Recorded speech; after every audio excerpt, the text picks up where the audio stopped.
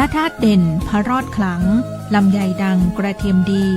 ประเพณีงามจามเทวีศรีหริพุนชัยท่านกำลังฟังสถานีวิทยุกระจายเสียงแห่งประเทศไทยจังหวัดลำพูนสำนักประชาสัมพันธ์เขต 3 กรมประชาสัมพันธ์ส่งกระจายเสียงในระบบ FM Stereo Multiplex ความถี่ 95 เมกะเฮิรตซ์จากอาคารเลขที่ 113 หมู่ที่ 10 ตำบลบ้านกลางอำเภอเมืองจังหวัดลำพูนจากนี้ไปสถานีเชิญท่านรับฟังรายการมองลำพูนค่ะ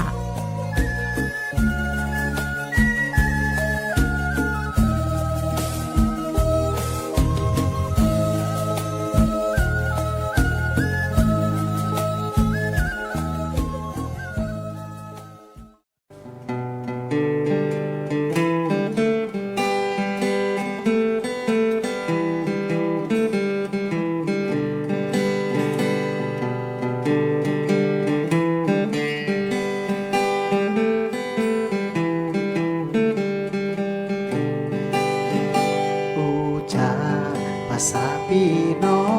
งกับรายการมองละปูนละปูนเป็นของหมู่เฮาหากมีเรื่องราวที่น่าสนใจจะบอกกล่าวให้พี่น้องเอาไว้เป็นที่เข้าใจกันทุกที่ทุกคนมีปัญหาเฮาจะช่วยแบ่งปันให้หมู่พี่น้องมาร่วมคิดร่วมกันมาร่วมสร้างสรรค์เมืองละปูนอูจาภาษาพี่น้องกับรายการมองละปูนสวทละปูนพี่น้องทุกคนต่างก็เข้าหาได้มีเรื่องราวที่เดือดร้อนใจเจนเอิ้นมาได้เฮาจะช่วยอู้จาข้องใจเรื่องต่างๆนานาหมู่เฮาจะขออาสาช่วยแก้ปัญหาพี่น้องคนละปูนอู้จาภาษาพี่น้องกับรายการมองละปูน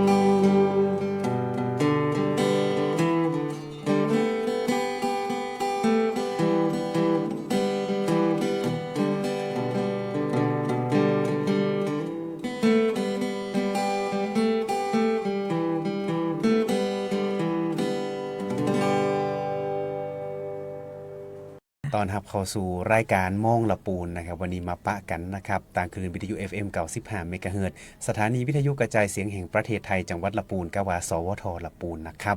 ก็วันนี้เนาะมีการถ่ายทอดสดผ่านทางแฟนเพจ Facebook นะครับสวทลำพูน FM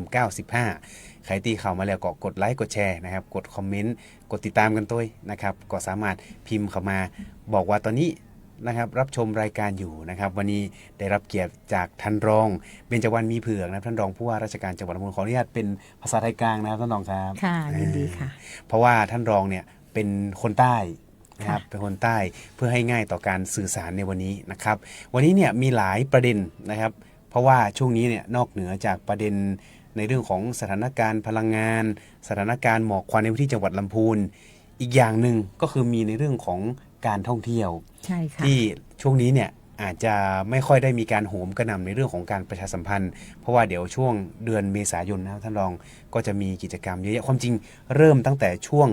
ท้ายเดือนมีนาคมเป็นต้นไปเลยใช่ค่ะก็จะเป็นทางโซนของอำเภอป่าซางเดี๋ยววันนี้ก็จะได้มาร่วมพูดคุยกันในรายการมองลำพูนนะครับ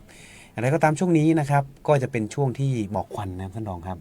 ค่อนข้างที่จะหนาแน่นช่วงนี้บางวันก็อาจจะสถานการณ์ดีขึ้นหน่อยบางวันก็อาจจะอยู่ในระดับสีส้มสีแดงช่วงนี้ก็อาจจะต้องดูแลสุขภาพร่างกายของตนเองด้วยนะครับหลีกเลี่ยงกิจกรรมกลางแจ้งถ้าเกิดว่าแดงสวมแมสกันนะคะสวมแมสที่สามารถกันฝุ่นละอองขนาดเล็กได้นะคะมันก็จะมีประเภทของเขาอยู่นะคะเราก็คงคุ้นชินเนาะเพราะว่าลำพูนมันสถานการณ์ประมาณเนี้ยมาทุกๆปีในช่วงเวลานี้นะคะก็เป็นห่วงสุขภาพนะคะของพี่น้องประชาชนก็ป้องกันตนเองนะคะที่สำคัญคือลดการเผานะคะลดการเผามีหลายๆกิจกรรมที่ ทางหลายๆภาคส่วนก็มาพูดคุยกันนะคะลดภาคเผาในภาคการเกษตรก็สามารถจะเอาเศษวัสดุเนี่ยไปดำเนินการในกระบวนการส่งโรงงานอะไรบ้างเพื่อที่จะให้มีรายได้ขึ้นมานะคะก็สามารถทำได้หลายๆอย่างครับช่วงนี้เนี่ยอากาศร้อนด้วยก็ระวังโรคลมแดดนี่สาธารณสุขจังหวัดลำพูนก็ออกมาเตือนเพราะว่าก่อนหน้านี้ก็ยังมีคนที่เป็นลมจากโรคลมแดดนะครับช่วงนี้เนี่ยอากาศร้อนๆในช่วงกลางวันนะครับรวมไปถึงช่วงนี้เขาบอกว่าฝนเนี่ยมันจะหยุดช่วงไปครับท่านรองพายุฤดูร้อนช่วงนี้อาจจะหยุดช่วงไปแต่ในช่วงวันที่เริ่มต้นเดือนเมษายนเป็นต้นไปเนี่ยนะครับจะมีฝนอยู่ประมาณ 10% ในพื้นที่จังหวัดลำพูนก็ติดตามกันด้วยเพราะพายุฤดูร้อนเนี่ยเวลามันมารุนแรงใช่ค่ะปีที่ผ่านมานี่หลังคาบ้านพักสวทก็ปลิวเลยครับท่านรองครับระวังกันด้วยนะครับตัดแต่งกิ่งไม้ด้วยนะครับช่วงนี้รวมไปถึงรถราเนี่ยที่จอดอยู่ติดกับสิ่งของใหญ่ๆที่แบบโต้ลมนะครับก็ระมัดระวังไว้ด้วยนะครับอาจจะได้รับความเสียหายนะครับวันนี้ครับเข้าเรื่องกันเลยดีกว่านะครับก็มีหลังจากที่มีสถานการณ์ในเรื่องของเศรษฐกิจน้ำมันอะไรต่างๆเนี่ยเห็นว่าวันนี้ท่านรองมีในเรื่องของอีกหนึ่งมาตรการหนึ่งที่ช่วยเหลืออาจจะช่วยได้ไม่มากเท่าไหร่นะครับแต่ก็ถือว่าถ้าเกิดว่าใครที่ใช้บริการทุกสัปดาห์เนี่ยน่าจะช่วยในเรื่องของการลดค่าครองชีพไปได้อันนี้เป็นโครงการอะไรครับท่านรองครับค่ะวันนี้จะมาพูดคุยนะคะกับพี่น้องประชาชนนะคะที่รับฟังเนี่ยจำนวน4เรื่องใหญ่ๆนะคะเรื่องแรกเนี่ยเป็นเรื่องของการลดค่าใช้จ่ายนะคะเพราะว่าโดยสถานการณ์ปัจจุบันเนี่ยมันมีค่าใช้จ่ายในบางเรื่องอย่างเช่นค่าน้ำมันเนี่ยสูงขึ้นนะคะจริงๆโครงการเนี่ยเป็นโครงการน้ำดื่มสะอาดมินิสเตชันของการประปาส่วนภูมิภาคซึ่งไม่ใช่เพิ่งเกิดนะคะเกิดมาตั้งแต่ก่อนหน้านี้แล้วก็เปิดให้บริการที่ประปาส่วนภูมิภาคจังหวัดลำพูนเนี่ยตั้งแต่วันที่13กุมภาพันธ์2569ที่ผ่านมานะคะซึ่งน้ำดื่มของการประปาเนี่ยภูมิภาคเนี่ยเขาก็มีมาตรฐานนะคะก็คือเชื่อได้ในเรื่องของความสะอาดปลอดภัยนะคะดื่มได้อย่างมั่นใจนะคะดิฉันก็ดื่มทุกวันนี้ก็ยังดื่มน้ำของการประปาอยู่นะคะแล้วก็มีมาตรฐานเขามีระบบการกรองนะคะแล้วก็การฆ่าเชื้อนะคะที่เป็นไปตามมาตรฐานสากลนะคะทีนี้การให้บริการนะคะจริงๆประปาภูมิภาคจังหวัดลำพูนเนี่ยให้บริการมาตั้งแต่13กุมภาจนถึงปัจจุบันเนี่ยก็เดือนเศษแล้วเดือนเศษแล้วเดือนกว่าโดยประมาณใช่ค่ะปรากฏว่ามีพี่น้องประชาชนเนี่ยไปใช้บริการเนี่ยวันหนึ่งประมาณ 8-10 รายเท่านั้นเองนะคะซึ่งจริงๆเนี่ยในการเข้ารับบริการเนี่ยไม่ได้ยุ่งยากนะคะเนื่องจากท่านแค่นำบัตรประชาชนเนี่ยไปลงทะเบียนกับเจ้าหน้าที่ล่วงหน้าหลังจากนั้นทุกวันท่านนำภาชนะนะคะไปสามารถกดน้ำจากตู้ที่อยู่บริเวณรั้วด้านหน้า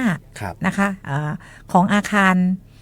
ประปาภูมิภาคลำพูนเนี่ยได้ตั้งแต่เวลา 8:30 นาทีถึง 16:30 นาทีได้ในวันราชการนะคะจันทร์ถึงศุกร์นะครับท่านใช่ค่ะจันทร์ถึงศุกร์ซึ่งให้สิทธิ์ทุกท่านคนละ20 ลิตรต่อคนต่อวันอย่างเช่นในบ้านท่านมีกันอยู่3คนนะคะท่านก็เอาบัตรประชาชนไปลงทะเบียนไว้ล่วงหน้า3คนได้เลยท่านก็ได้วันละ60 ลิตรท่านเตรียมภาชนะไปกรอกน้ำที่นั่นดิฉันจะขอนำเรียนว่าจริงๆแล้วเนี่ยศักยภาพในการผลิตเนี่ยของระบบประปาของมินิสเตชันของประปาภูมิภาคเนี่ยเขาสามารถมีกำลังการผลิตได้เยอะก็คือสามารถผลิตได้ 2,000 ลิตรต่อชั่วโมงนะคะแล้ววันหนึ่งถ้าเราคิดแค่เฉพาะเวลา 8:30 ถึง 4:30 ตอนเย็นเนี่ยคิดว่าวันละ8ชั่วโมงเขาสามารถที่จะผลิตได้ 16,000 ลิตรโดยประมาณนะโดยประมาณแสดงว่ามีคนที่จะไปรับบริการได้ถึงวันละ800คนซึ่งณตอนเนี้ยไปแค่8-10 รายเท่านั้นซึ่งยังห่างไกลตัวเลขที่รองรับได้ใช่ค่ะแล้วฟรีนะคะท่านฟรีสำหรับประชาชนที่ไปลงทะเบียนกับประปานะคะเพราะฉะนั้นเนี่ยก็อยากจะเชิญชวนค่ะว่าในช่วงปัจจุบันเนี่ยด้วยสถานการณ์หลายๆอย่างเรามีค่าใช้จ่ายในการดำรงชีวิตเพิ่มขึ้นนะคะเราใช้น้ำเป็นส่วนหนึ่งในการบริโภคนะคะไม่ว่าจะดื่มทำอาหารนะคะท่านสามารถไปรับบริการที่นี่ถ้ายังไม่แน่ใจไปลองดูก่อนก็ได้ค่ะว่าน้ำของเขาเนี่ย คุณภาพดีตามที่ทางดิฉันได้นำเรียนไปไหมนะคะ แต่ดิฉันก็ยืนยันว่าดิฉันก็ใช้บริการของที่นี่อยู่นะคะ จะบอกว่าไปใช้บริการนี่คือเอาบัตรประจำตัวประชาชนไป ไปล ล ง ง ทะ ทะเบี เบี ย ย น นใช่ค่ะ พ่อค้าแม่ค้าที่ปัจจุบันเนี่ยทำการค้าขายเป็นร้านอาหารเนี่ย ค่ะ ไปใช้บริการได้ไหมครับท่านรอง ได้ค่ะมีบัตรประชาชนท่านไปลงทะเบียนล่วงหน้า อืม แล้วพอถึงเวลาปุ๊บท่านก็ไปแจ้งเจ้าหน้าที่นะคะเขาก็จะปลดรหัสล็อกให้ท่านก็เอาภาชนะที่สามารถบรรจุน้ำได้20 ลิตร ต่อรหัสบัตรประชาชน1 ใบ อืม เหมือนที่ที่ฉันบอกอะค่ะ ครับ ในบ้านมี2 คน3 คนก็คูณไปเลยคนละ20นะคะท่านก็ไปกดได้แล้วก็สามารถที่จะใช้เพียงพอ อืม เรากินน้ำตอนนี้ถ้าเป็นน้ำดื่มบางยี่ห้อเนี่ย ครับ 40 บาท 45 บาทต่อแพ็คนะ โด คะ ยประมาณ ใช่ค่ะ แพ็คหนึ่งเราก็กิน 2-3 วันก็หมดแล้ว ครับ เพราะฉะนั้นเราสามารถประหยัดค่าใช้จ่ายได้ อืม พอสมควรทีเดียว ก็ นะคะ ถ้าเกิดว่า1แพ็คเนี่ยครับมันจะมีอยู่ประมาณ9ถึง12 ขวดนะท่านรอง 12 ขวด แล้วทีนี้เนี่ยในสัปดาห์หนึ่งเราดื่มกันเกินอยู่แล้วแหละ เพราะว่าใน ค่ะ ช่วงนี้ฤดูร้อน ใช่ค่ะจะดื่มน้ำเยอะนะ ใช่ คะเพราะ ก็ ฉะนั้น ไปใช้บริการกันได้ ค่ะ แต่ต้องเน้นย้ำว่าในวันและเวลาราชการก็คือวันจันทร์ถึงวันศุกร์ ใช่ค่ะ 8 8 โมงครึ่งถึง 4 โมงครึ่ง เดินเข้าไปหาเจ้าหน้าที่บอกว่ามากดน้ำ มาลงทะเบียน อ่า ก่อนลงทะเบียนขอรับสิทธิ์ ครั ใน บ การที่จะรับน้ำฟรีจากการประปาส่วนภูมิภาค อืม เตรียมภาชนะไปใส่เองค่ะนะคะ ภาชนะที่เราใช้ในการบรรจุน้ำดื่มนะคะ ครับ ค่ะ ก็เตรียมไปด้วยบัตรประจำตัวประชาชน1 ใบนะครับ ค่ะ 3 คนนี้ต้องไปทั้งตัวไหมครับ ถ้าสมมติว่าไป เอา 3 บัตร คน ไปค่ะ เจ้าตัวก็ต้องไปยืนยันครั้งแรกนะ ต้อ ข้าง ง ไป หลัง ยืนยัน ก็ ตัวตน ค่อยว่ากันค่ะ ครับอันนี้ก็ถือว่าเป็นโครงการดีๆ ที่จะช่วยลดค่าครองชีพของพี่น้องประชาชนได้อีกทางหนึ่งด้วยนะครับ ส่วนในเมืองก็น่าจะสะดวกนิดนึงนะครับ ค่ะ แต่ถ้าเกิดว่าใครที่อยู่โซนนอกเนี่ยอยากจะใช้บริการก็ใช้ได้ ค่ะ แต่ก็ขนของใส่หลังรถมาก็แล้วกัน อย่างสมมติว่ามาทำงานในเมือง ใช่ ก็อาจจะเอามากดในช่วงพักเที่ยงก็ได้ ใช่ นะครับ ค่ะ ก็ถือว่าลดค่าของชีพไปได้เยอะเลยแหละ ใช่ ปกติซื้อแพ็คละ45 บาทโดยประมาณ ท่านก็สามารถประหยัดไปได้สัปดาห์หนึ่ง สัป ก็อา ดา จ ห์ จะ หนึง ว่า หลายบาทเลย 150 บาทเลยนะครับ ค่ะ นะครับนี่ก็ถือว่าเป็นอีกโครงการหนึ่งที่น่าสนใจแล้วก็ตอบโจทย์พี่น้องประชาชนในยุคที่สถานการณ์เขาเรียกว่าราคาน้ำมันมันขึ้นลงแบ ต้อง บนี้ ต้องรัดเข็มขัดในค่าใช้จ่ายบางตัว ครับ นะคะ ต้อง เราก็มาดูในบางส่วนนะคะ ที่เราจะลดค่าใช้จ่ายได้นะคะ ครับผม ค่ะ แล้วก็มาในเรื่องของการส่งเสริมเศรษฐกิจกันบ้างครับท่านรอง ค่ะ จังหวัดลำพูนเนี่ยก่อนหน้านี้นะครับตั้งแต่วันที่ 24 เป็นต้นมาเขามีการเปิดกิจกรรมเขาเรียกว่ามอเตอร์โชว์ ค่ะ ที่จังหวัดลำพูนเนี่ยว่าท่านรองก็ไปด้วย ใช่ค่ะ อ่า เปิดไปเมื่อ 2-3 วันที่ผ่านมานะคะ ก็คือมันมีงานลำพูนมอเตอร์โชว์ 2026 แล้วก็หอการค้าชวนชิมนะคะ อันนี้ก็เป็นกิจกรรม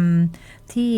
ให้ความสำคัญแล้วก็ส่งเสริมและกระตุ้นเศรษฐกิจของจังหวัดนะคะ ก็เป็นการเปิดโอกาสให้กับ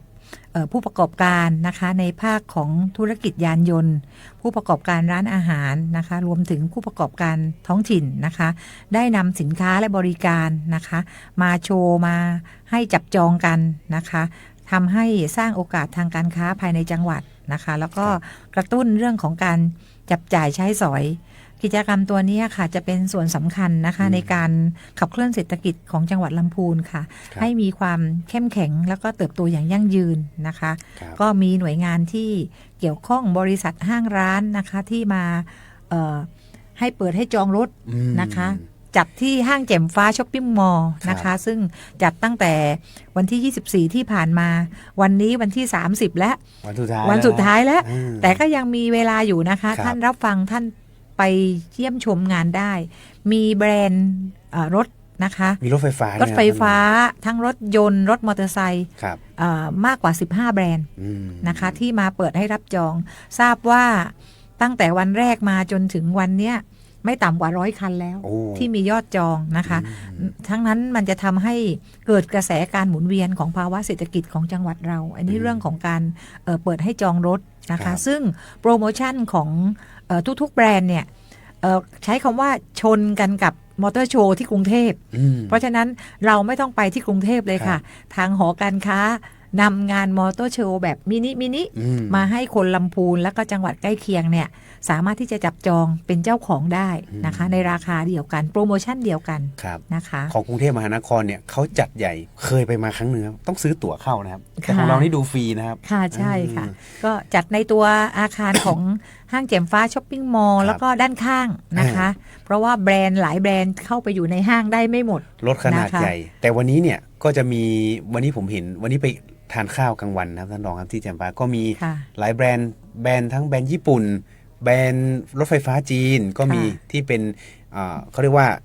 ยี่ห้อยอดฮิต ค่ะ เป็นรุ่นที่ยอดฮิตเนี่ยก็มีมาโชว์แล้วก็จำหน่ายด้วยนะครับ ค่ะ ก็คือสามารถไปสั่งจองกันได้เลยนะครับ ค่ะ ก็จะมีเซลล์เนี่ยคอยอธิบายอยู่ตรงนั้นหมดเลย ได้ค่ะ แล้วก็รุ่นใหม่ๆเนี่ย ค่ะ บางทีอาจจะไม่มีตัวมาโชว์แต่ก็จะมีบัวโชว์อยู่ ก็สามารถไปคุยกับเขาได้ บางแบรนด์นี่ดิฉันก็เพิ่งเห็นในงานมอเตอร์โชว์ครั้งนี้นะคะ ใช้ไฟฟ้าบ้านก็ได้ อ่า มีโซลาร์เซลล์ เอา ด้ แบ ว บ ย เสียบปลั๊กปกตินะครับ ใช่ ท่านรองรับ ค่ะก็ยังแบบทึ่งว่าเดี๋ยวนี้เรื่องรถราเนี่ย มีนวัตกรรมมีอะไรหลาย ๆ อย่างเข้ามาแล้วราคาเนี่ยท่านไปเลือกได้เลยค่ะว่ามันเหมาะสมกับเราตรงไหน อืม นะคะ เหมาะสมกับการใช้งานเหมาะสมกับภาวะเศรษฐกิจเหมาะสม ครับ กับเงินในกระเป๋า อ่า เรา แล้ว นะคะ เราก็เลือกได้ แล้วไปดูราคาครับท่านรองมันมีเรทแบบรถที่วิ่ง เฉพาะในเมืองแบบไม่ไกลมาก ไม่ไกลแบบหลายร้อยกิโลก็จะอยู่ราคาที่เริ่มต้นประมาณ 2-3 แสนนี่ก็ ใช่ มี ค่ะ เป็นอีกทางเลือกหนึ่งราคาพอๆกับรถมอเตอร์ไซค์บิ๊กไบค์เลยครับ แต่มีแอร์นะฮะ แล้วก็สามารถกันแดดกันฝนได้ด้วย ค่ะ ก็เป็นอีกทางเลือกหนึ่งในยุคที่น้ำมันช่วงนี้เนี่ยมันขึ้นนะครับ แล้วก็ในเรื่องของมอเตอร์โชว์เนี่ยวันนี้วันสุดท้ายนะครับใครฟังรายการอยู่ฟังจบปุ๊บเนี่ยก็สามารถไปดูได้นะครับแล้วก็ไปจองรถหรือใครสนใจที่อยากจะมีรถใหม่ ก็สามารถไปได้เช่นกันนะที่ห้างแจ่มฟ้าช้อปปิ้งมอลล์นะวันนี้วันสุดท้ายแล้วนะครับ ค่ะ ส่วนกิจกรรมที่มีการจัดขึ้นนะครับในจังหวัดลำพูนที่เป็นกิจกรรมประจำปีนะครับท่านรองถือว่าจัดใหญ่เป็นประจำทุกปี ปีนี้ก็เช่นเคยนะครับก่อนหน้านี้ท่านรองก็ไปงานแถลงข่าวมาแล้ว ใช่ค่ะ ที่เทศบาลตำบลแม่แรง แม่แรงค่ะ 3 งานใหญ่ด้วยกันนะครับมีงานอะไรบ้างครับท่านรองค ค่ะ รับ ก็จริงๆหลายๆท่านก็คงจะทราบนะคะว่า ครับ ในพื้นที่ตำบลแม่แรงอำเภอป่าซางจังหวัดลำพูนเนี่ยเราเป็นแหล่งผลิตฝ้ายที่ใหญ่ที่สุด คือคุณภาพดีด้วย แล้วก็เป็นแหล่งผลิตที่ใหญ่ที่สุด ครับ ก็มีทั้งฝ้ายดิบนะคะผ้าฝ้ายรวมถึงการแปรรูปนะคะ ซึ่งงานหลักๆเนี่ยที่เกิดขึ้นในแม่แรงเนี่ยมีอยู่3 งาน ครับ ซึ่ง1 งานเนี่ยจบไปแล้ว อืม เมื่อวันที่ 29 มีนาก็คือเมื่อวานนี้ เป็น ก็ เป็น30นะฮะท่านรองใช่ไหมครับ อ๋อเหรอคะ เป็น30นะฮะ อ๋อเหรอคะยี่ วัน แปด แสดงว่าวันนี้วันสุดท้าย ค่ะ ก็เป็นงานบาติกงามพร้อมมัดย้อมงามตางานผ้ากองงาม ครั้งที่ 13 อันนี้คือจบไปแล้ว ครับ นะคะ ก็เป็นเรื่องของผ้าบาติก อืม นะคะสำหรับงานที่2นะคะ ก็เป็นงานแต่งสีอวดลายผ้าฝ้ายดอนหลวง อืม ครั้งที่ 21 นะคะ ต้นเดือน ซึ่ง เลย ค่ะค่ะซึ่งจะจัดในวันที่ 4 ถึง 4-8 เมษายนนะคะ ครับ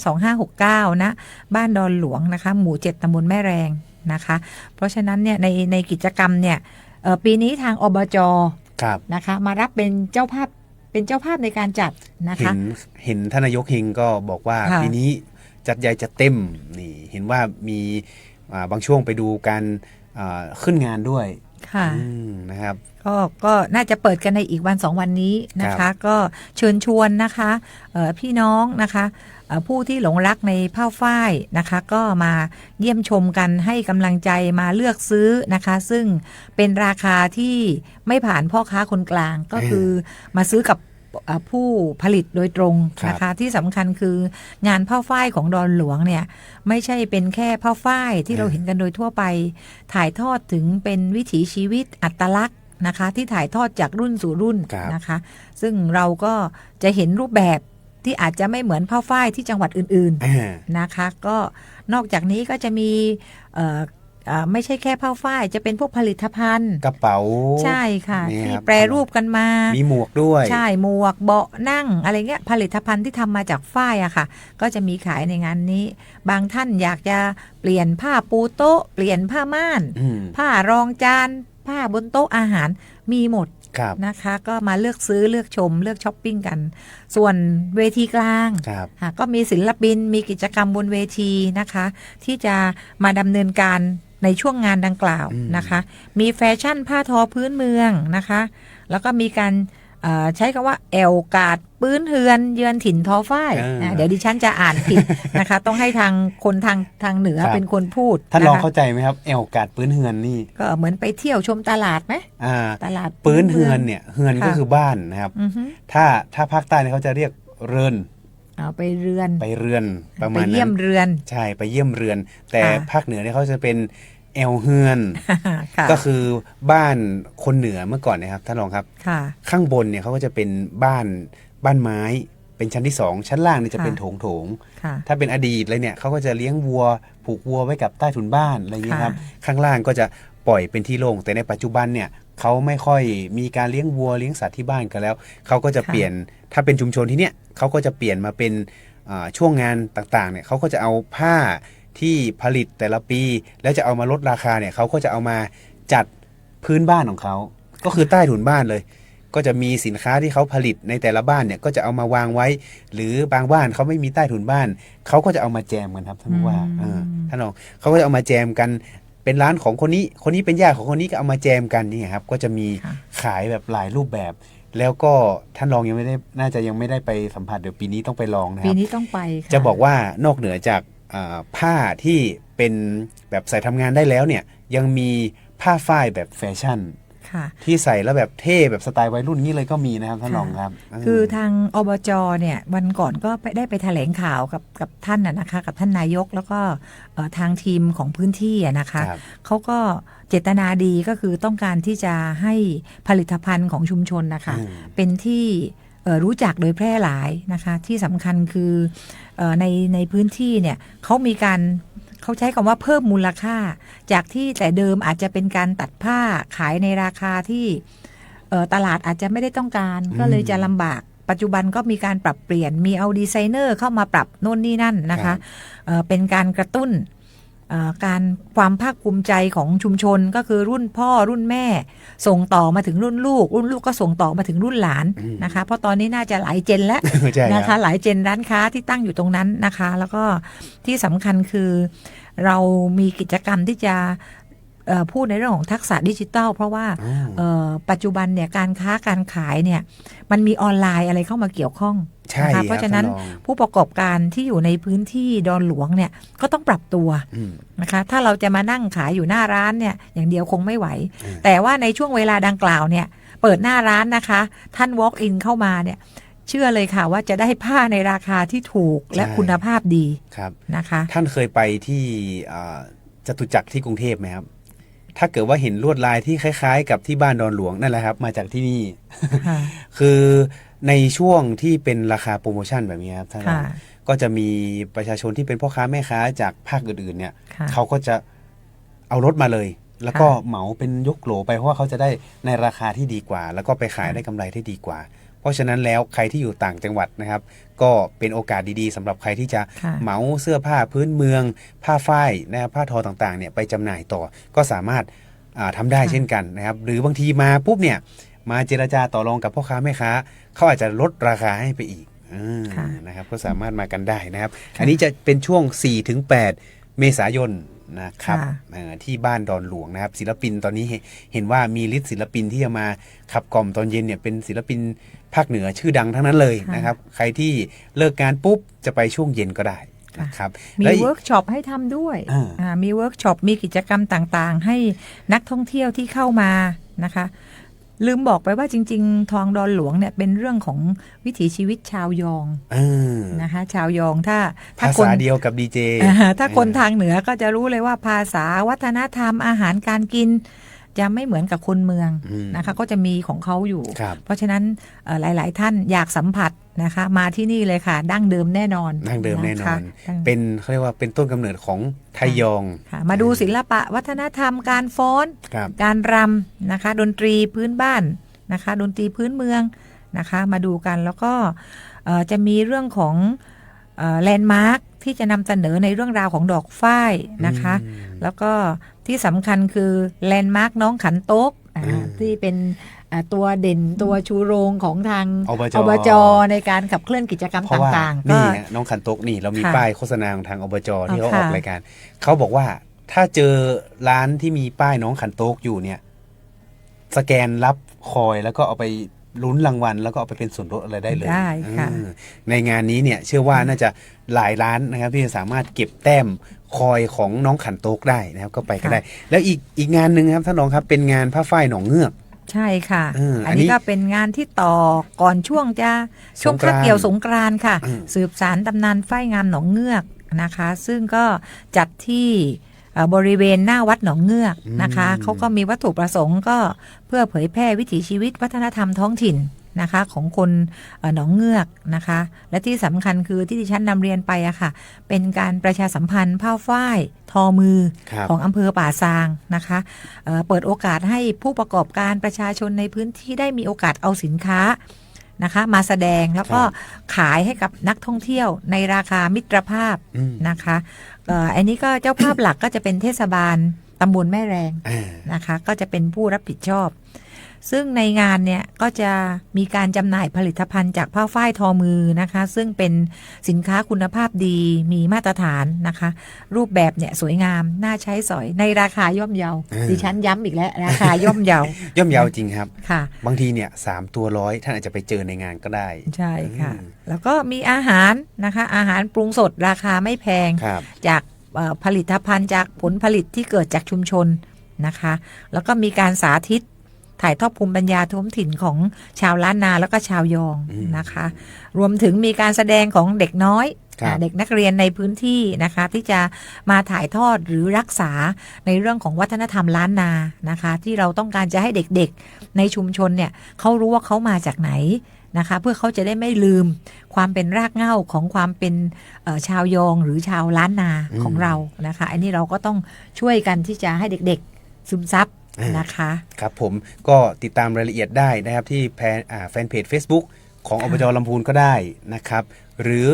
อีกเพจหนึ่งนะครับเทศบาลตำบลแม่แรงก็จะมีการอัปเดตกิจกรรมในแต่ละช่วงวันนะครับก็สามารถติดตามกันได้นะครับเดี๋ยวสวท.ลำพูนก็จะเป็นอีกหนึ่งแรงในการประชาสัมพันธ์กิจกรรมทั้ง3กิจกรรมนะครับทีนี้เนี่ยนะครับจบจากงานหนองเงือกครับท่านรองครับก็จะเป็นช่วงของเทศกาลสงกรานต์แบบเต็มรูปแบบเริ่มวันที่13ปีนี้เนี่ยของจังหวัดลำพูนของเราเนี่ยมีการจัดใหญ่ๆที่โซนไหนกันบ้างอะไรยังไงบ้างสงกรานต์นะนี่เป็นภาษากลางนะภาษาทางเหนือเขาเรียกอะไรนะคะปีใหม่เมืองปีใหม่เมืองดิฉันพยายามจะซึมซับจะซึมซับเพราะมาอยู่ที่นี่ก็3 เดือนแล้วก็พยายามจะพูดคุยเป็นภาษาเมืองกับหลายๆท่านอยู่นะคะปีใหม่เมืองของลำพูนเนี่ยจะมีเด่นๆอยู่จริงๆก็มีแทบทุกอำเภอนะคะแต่วันนี้ก็ที่นำมาเรียนกับพ่อแม่พี่น้องเนี่ยแค่2 จุดนะคะจุดที่มีการจัดหลักๆใช่ค่ะจัดหลักๆจุดแรกก็คือของเทศบาลเมืองลำพูนนะคะก็ขออนุญาตทางเทศบาลเมืองลำพูนนำข่าวของท่านมาเผยแพร่ให้กับพี่น้องประชาชนรับทราบนะคะเพราะว่าถ้าท่านไปดูจาก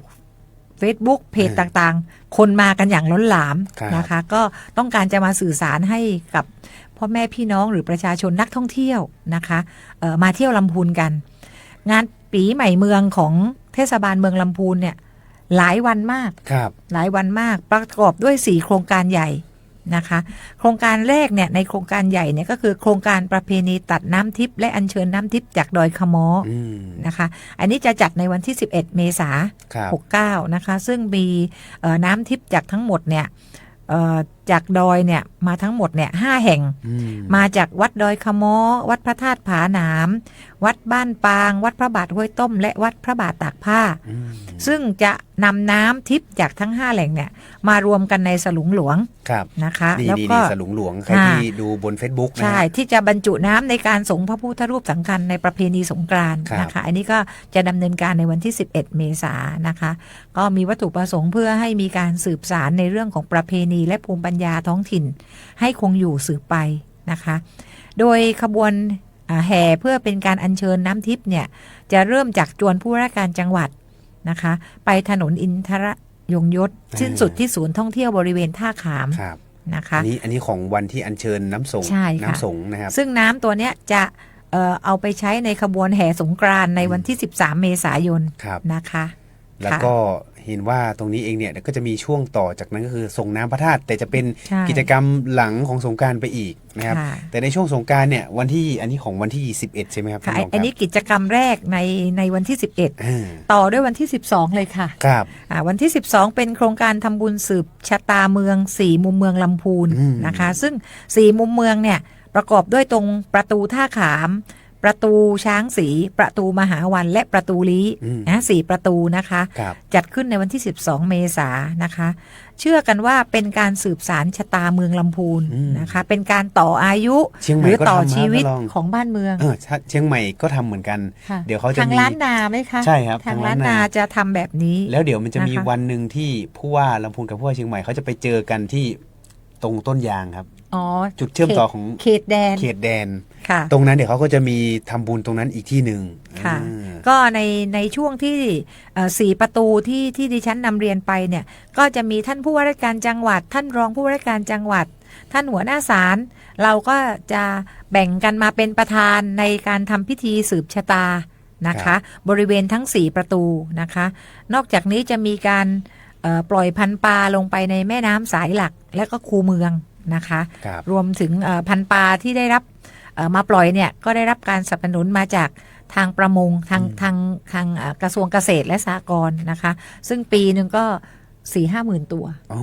นะคะ ก็จะเป็นการเพิ่มทรัพยากรสัตว์น้ำ ครับ ในแม่น้ำหลักในเมืองของเรา อืม นะคะ ในวันเดียวกันก็คือวันที่12 ค่ะวันที่ 12 ต่อด้วยวันที่ นี่ 13อันนี้เป็นโครงการ ไฮไลท์เลย ประเพณีสงกรานต์ ไฮไลท์ ซึ่ เล ง ยนะ ใช่ซึ่งจะเป็นของเทศบาลเมืองลำพูนก็จะไปจับมือกับทางวัดพระธาตุหริพุนชัยด้วยนะคะ ในการทำกิจกรรมร่วมกัน โดยภาคเช้าค่ะ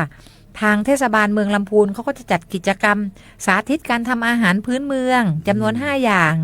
ได้แก่ขนมจีนน้ำเงี้ยว ลาบ แกงอ๋อม แกงอ่อมฮะ แกงอ๋อมหรือแกงอ่อมเหรอคะ แกงอ่อมครับ แกงอ่อมตำส้มเมืองแล้วก็พะโล้เมือง อ่า มีกิจกรรมดำหัวผู้สูงอายุ ครับ ในเขตเทศบาลเมืองนะคะอันนี้ช่วงเช้า ส่วนช่วงบ่ายก็จะเป็นขบวนแห่พระสำคัญของเมืองลำพูนและก็ชุมชนต่างๆ เพื่อให้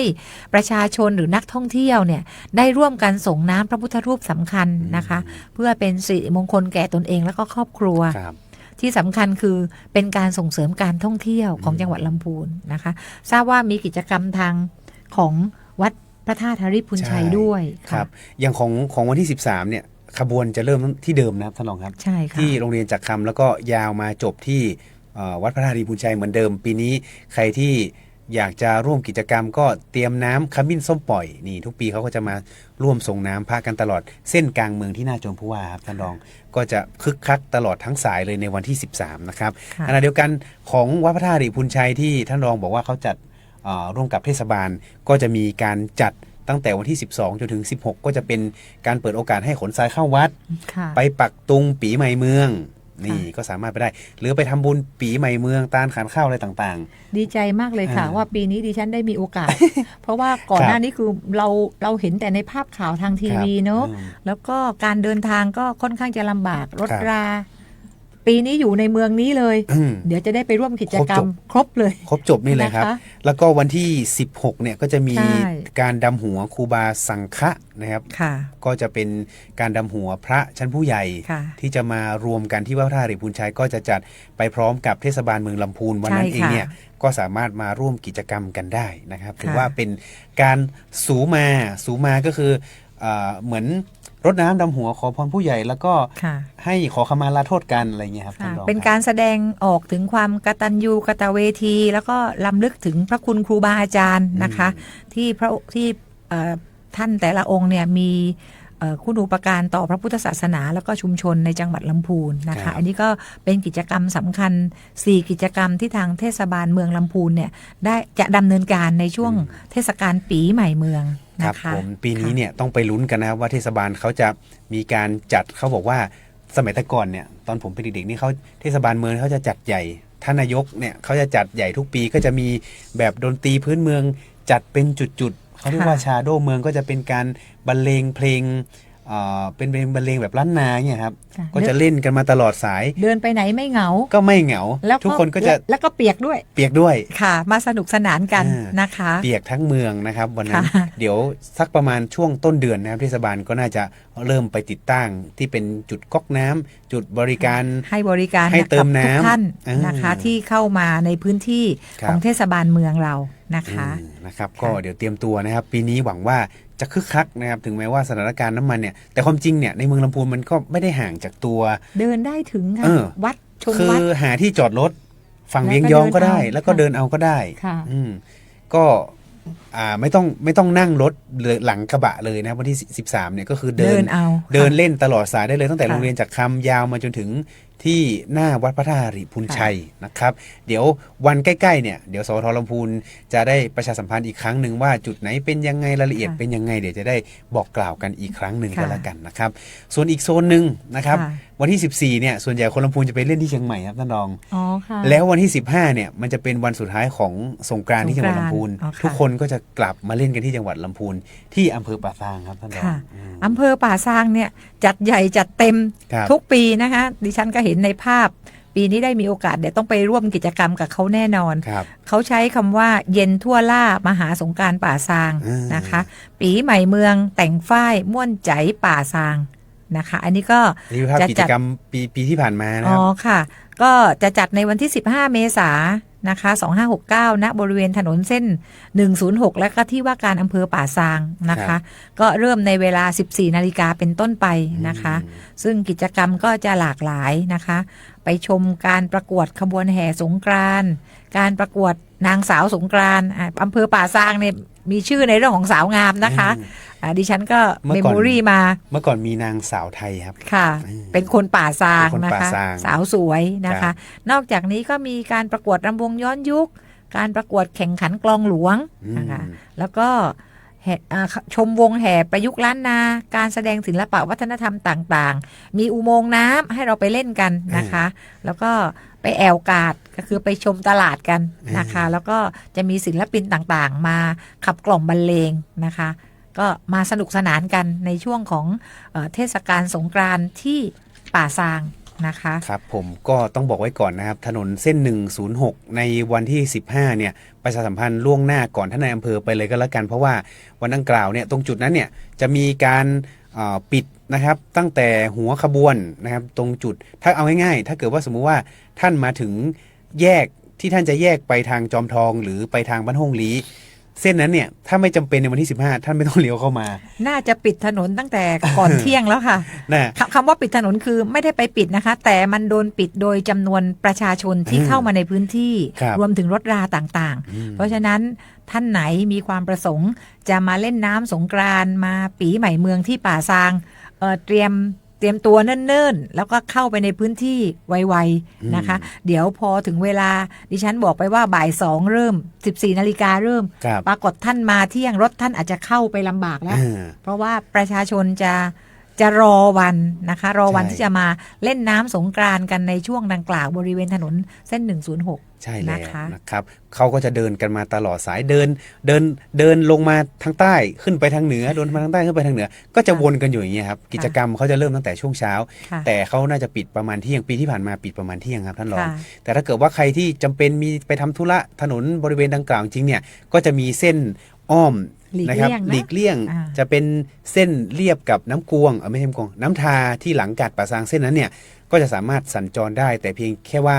วันที่ 15เนี่ยนะครับตรงจุดไหนที่เจ้าหน้าที่เขาห้ามจอดรถนะครับอย่าเอารถไปจอดที่บริเวณที่เจ้าหน้าที่เขาห้าม เพราะอาจจะทำให้การจราจรเนี่ยติดขัด แล้วก็รถไม่สามารถสวนทางกันได้นะครับแต่ถ้าใครที่มีธุระรีบๆนะครับ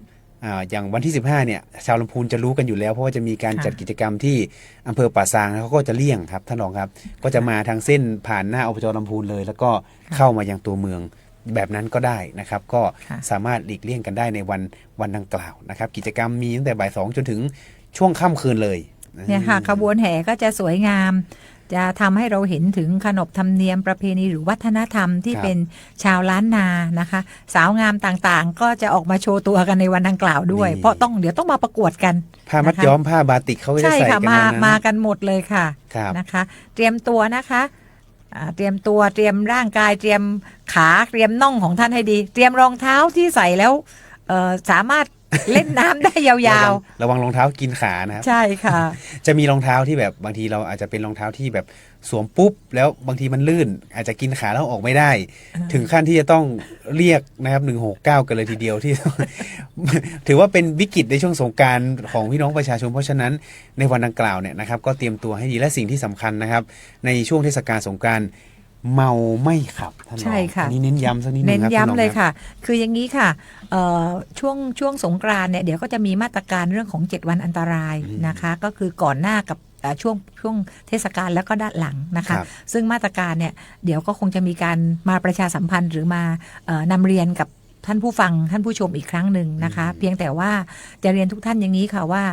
ทุกคนเนี่ยเป็นนักท่องเที่ยวเป็นประชาชนที่เข้ามาในพื้นที่เราต้องเป็นเจ้าบ้านที่ดีนะคะ เป็นเจ้าบ้านที่ดีก็คือคนที่เป็นเจ้าบ้านนะคะท่านก็อย่าดื่ม นะคะอย่าดื่มอย่าทำกิริยามารยาทที่ไม่เหมาะในการต้อนรับนักท่องเที่ยว เดี๋ยวเขาจะไม่มาบ้านเรานะคะ เราก็ต้อนรับขับสู้อย่างดี ส่วนนักท่องเที่ยวก็เช่นเดียวกันค่ะ ก็เข้ามาก็อย่าดื่มนะคะอย่าดื่มมานะคะ เราเข้ามาสนุกสนานเรามาซึมซับประเพณีวัฒนธรรมนะคะส่วนเรื่องดื่มก็กลับไปดื่มที่บ้านนะคะแล้ว ใคร ก็ ที่จะฉลองนะ ใช่ ท่านรอง ค่ะไปฉลองที่บ้านอยู่ในรั้วบ้าน อ่า อย่าขับรถออกมาเดี๋ยวตัวเองก็จะอันตรายแล้วก็จะสร้างความเดือดร้อนให้กับผู้ที่อยู่ในเหตุการณ์กับเราด้วย ซึ่งก็เป็นสิ่งที่เราก็ไม่อยากให้เกิดนะคะ ไม่อยากให้เกิดกับครอบครัวเราไม่อยากให้เกิดกับใครนะคะที่เป็นคนลำพูนหรือนักท่องเที่ยวที่เข้ามาในพื้นที่ลำพูนนะคะเพื่อสร้างภาพลักษณ์ของการท่องเที่ยวของจังหวัดเรา ครับ นะคะ เพราะ ทุกคนต้องช่วยกัน เพราะในช่วง 13 กับ 15 เนี่ยนักท่องเที่ยวไม่ใช่เฉพาะชาวไทยนะครับชาวต่างชาติก็มาด้วย เพราะบางทีเขาอาจจะหนีรถติดจากเชียงใหม่มาที่ลำพูน ค่ะ นะครับเพราะฉะนั้นใครมันเป็นเรื่องที่หลีกเลี่ยงไม่ได้การเฉลิมฉลองครับท่านรอง ค่ะ มันก็จะมีในเรื่องของแอลกอฮอล์เข้ามามีส่วนด้วยนะครับ ท่านก็อาจจะต้องฉลองอยู่ที่บ้าน ดื่ นะครับ มในบ้านแล้วอย่า ดื่ ออก ในบ้น มาค่ะ เอาง่าย อย่ออก ๆ เมาแล้วอยู่ที่บ้าน ใช่ค่ะ เพราะว่าสถิติปีที่ผ่านมาเอาไม่ต้องเอาไกลไปในช่วงของปีที่ผ่านมาช่วงปีใหม่ไทย ช่วงต้นปีเนี่ยนะครับสาเหตุของการเกิดอุบัติเหตุก็คือเมาแล้วขับ เมาค่ะ เยอะสุดเป็นจักรยานยนต์นะครับท่านรองครับ ใช่ค่ะ รถจักรยานยนต์ไม่สวมหมวกนิรภัยรถยนต์เนี่ยก็จะเกิดเป็นส่วนน้อยแต่อุบัติเหตุใหญ่เนี่ยของบ้านเรานี้มันยังไม่ ไม่ เกิด ค่อยค่ะ ส่วนใหญ่ของเราจะเป็นเรื่องของรถมอเตอร์ไซค์นะคะที่อาจจะหนึ่งก็คือไม่ระมัดระวัง ไม่ ครับ สวมหมวกกันน็อกนะคะ แล้วก็อาจจะมีเรื่องของการเมาแล้วขับพ่วงไปด้วยในบางเคสนะคะ เพราะฉะนั้นเนี่ยก็ท่านไหนใช้รถใช้ถนนนะคะขับรถยนต์ก็ต้องระวังรถเล็ก ขับรถมอเตอร์ไซค์คือรถเล็ก ก็ต้องใส่หมวกกันน็อกแล้วก็ ครับ ระวังรถใหญ่นะคะ ที่สำคัญคือนอนหลับให้อิ่มนะก่อนขับรถแล้วก็ที่สำคัญคืออย่าดื่ม เออ นะคะ อย่าดื่มถ้าดื่มแล้วถ้าเมาปุ๊บอย่าออกจากบ้าน อยู่บ้านเลย อยู่บ้านเลย เก็บ ค่ะ ตัวนะครับอย่าออกจากบ้าน ใช่ค่ะอ ครับ ยู่ที่บ้านเลยค่ะ และอีกจุดหนึ่งครับที่อยากจะเน้นย้ำท่านรองครับ มักจะเกิดที่จุดยูเทิร์น ค่ะ ปีที่ผ่านมาเนี่ยช่วงผมจำได้เลยสงกรารปีที่ผ่านมา ผมน่าจะอยู่เวรที่สถานีนี่แหละ ปรากฏว่าช่วงสายเขาไปทำบุญกันมาครับ วันที่ 13 น่าจะเป็นวันแรกที่เขาเริ่มนับสถิติครับท่านรอง ค่ะ ปรากฏว่ายูเทิร์นที่โซนของถนนทางหลวงหมายเลข 11 นี่แหละ จะเป็นโซนแถวสีบัวบาน ใกล้ๆกับทางสารกลางท่านรอง ค่ะ ถนนเส้นนั้นเนี่ยจะมีรถทั้งรถใหญ่นะครับรถที่มาใช้ความเร็วค่อนข้างที่จะรวดเร็ว ใครที่จะยูเทิร์นเนี่ยก็ควรที่จะดูด้วยนะครับ แต่เดี๋ยวทางจังหวัดลำพูนเนี่ยทุกปีเขาจะมีมาตรการปิดจุดกลับรถนะครับ ค่ะ ก็ติดตามกันแล้วกันเดี๋ยวทางสวทลำพูนจะแจ้งให้ทราบนะครับ เพราะฉะนั้นช่วงสงกรานต์ก็เตรียมตัวดูแลร่างกายของตัวเองด้วยนะครับ ค่ะ อันนี้ทั้งหมดก็เป็นในเรื่องของการท่องเที่ยวนะครับ รวมไปถึงมาตรการในเรื่องของการช่วยเหลือพี่น้องประชาชนในช่วงที่ภาวะราคาน้ำมันเนี่ยมันค่อนข้างที่จะแกว่งนะครับขึ้นลงนะครับ ก็หวังว่าจะลงในไม่ช้านี้นะครับท่านรองครับเพราะว่าช่วงนี้ทางจังหวัดลำพูนเองเนี่ยนอกเหนือจากการส่งเจ้าหน้าที่ไปดูในเรื่องของการเฝ้าระวังการกักตุนการฉวยโอกาสขึ้นราคาช่วงนี้เนี่ยก็มีการทั้ง8อำเภอนะครับท่านรองครับ เข้มข้นค่ะ นะ ก็ ครับ ลงกันไปดูท่านรองผู้ว่าราชการจังหวัดท่านโยธินประสงค์ความดี ท่านผู้ว่าราชการจังหวัดเนี่ยท่านก็ลงไปติดตามลงไปดูว่ามีการกักตุนไหม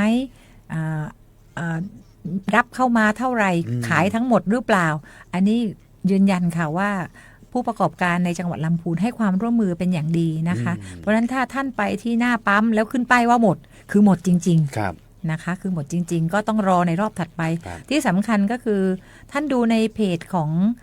พลังงานจังหวัดนะคะเขาจะมีการบอกนะคะว่า Dashboard นะครับท่านรอง ใช่ค่ะว่าตอนนี้ปั๊มไหนมีน้ำมันให้ท่านเติมบ้าง ท่านจะได้ไม่ต้องเสียเวลาออกจากบ้านไปแล้วไปต่อคิวแล้วก็จะเสียอารมณ์นะคะ ดูเลยค่ะว่าที่ไหนมีเราก็จะไปต่อคิวกันที่นั่น ซึ่ง 2-3 วันนี้รู้สึกว่าคิวก็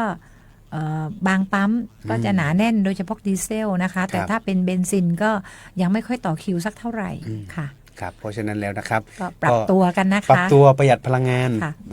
ก็คืออย่างของผมเนี่ยช่วงนี้ ค่ะ ท่านรองครับเปลี่ยนมาใช้มอไซค์นะครับ ค่ะ เพราะว่าเบนซินมันยังพอที่จะเติมง่าย ค่ะ แต่รถผมมาใช้กระบะ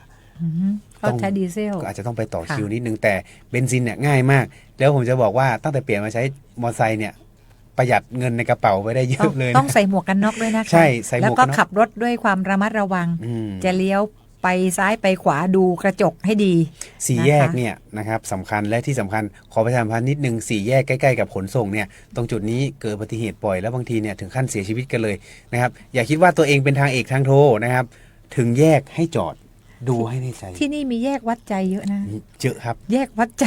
ต้องระวังให้ดีนะคะ แยกวัดใจเนี่ย ครับ เราวัดใจเพื่อนก็ทำท่าไม่ออกเราก็ทำท่าไม่ออก พอเราจะออกเพื่อนก็จะออกด้วย แล้วก็พุ่งกันเต็มที่อันนี้ ครับ อันตรายมากเลยนะคะ เพราะฉะนั้น ค่ะ ระวัง ระวัง นไว้ นะคะ ด้วยนะครับ ค่ะ นี่ก็เป็นทั้งหมดนะครับที่นำมาพูดคุยกันในรายการนะไม่ว่าจะเป็นส่งเสริมการท่องเที่ยวนะครับแล้วก็ในเรื่องของการช่วยเหลือค่าครองชีพพี่น้องประชาชน ค่ะ นะครับก็ต้องขอบคุณท่านรองเบญจวรรณมีเผือกมากๆนะครับ ขอบคุณ ท่านรองผู้ว่า ค่ะ ราชการจังหวัดลำพูนนะครับมาประชาสัมพันธ์การท่องเที่ยวก่อนที่จะถึงเดือนเมษายนเดือนหน้านี้กิจกรรมเยอะแยะมากมายเดี๋ยวติดตามข่าวสารประชาสัมพันธ์อย่างต่อเนื่องจากสวทลำพูนก็แล้วกันนะครับส่วนวันนี้ครับเวลาของรายการมองลำพูนช่วงหัวหน้าส่วนราชการพบประชาชนหมดลงแล้วนะครับผมดีเจแอร์ธนากรลังกาพินต้องขอนำรายการลาของผู้ฟังไปก่อน กลับมาพบกันใหม่ในครั้งหน้าสำหรับวันนี้สวัสดีครับ สวัสดีค่ะ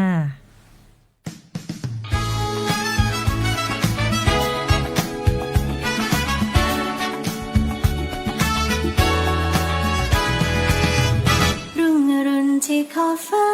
เริ่มต้นวันด้วยนาทีกับเส้นทางที่เดินมาหลายปีไม่ได้เป็นแค่คนทำงานแต่เราคือฝันฝืนที่ยิ่งใหญ่ขับเคลื่อนความหวังของคนไทยให้ก้าวไปด้วยกันจากงานเล็กๆที่ทำสู่รอยยิ้มที่ได้รับมาคือพลังศรัทธาในเกียรติและศักดิ์ศรีพวกเราข้าราชการไทย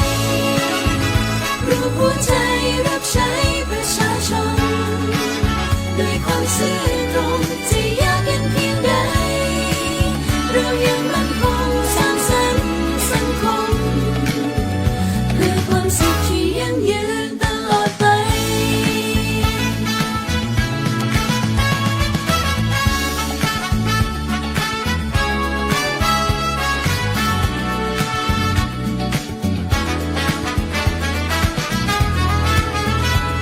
จากงานเล็กๆที่ทำสู่รอยยิ้มที่ได้รับมาคือพลังศรัทธาในเกียรติและศักดิ์ศรีพวกเราข้าราชการไทยรู้หัวใจรับใช้ประชาชนด้วยความซื่อตรงจะยากเย็นเพียงใดเรายังมั่นคงสร้างสรรค์สังคมเพื่อความสุขที่ยั่งยืนตลอดไป